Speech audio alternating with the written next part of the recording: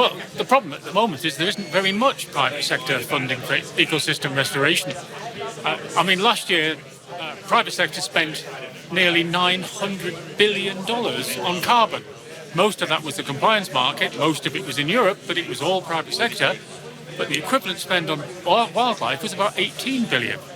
And the reason for that is simply, twofold. One is the price of carbon in ecosystem restoration. It's too high. We need to bring it down, which is what we're trying to do in rePlanet, down to around $10 per carbon credit.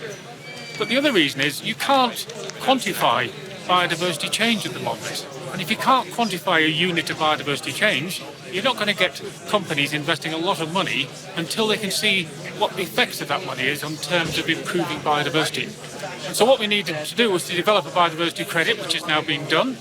And we've got a lot of interest from all around the world. We've got 5 million biodiversity credits already forward sold. And it's a way in which you can develop a trading market where you're quantifying you're monetizing biodiversity in the same way as you're monetizing carbon.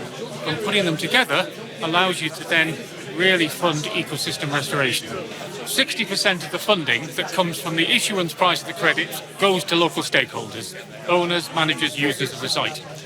But if those $10 credits that we're selling then get resold at $30, that means the local people have got 20%. And so every time we have a sales contract, we put a clause in it that requires 60% of any profit made on that sale to go back to local communities.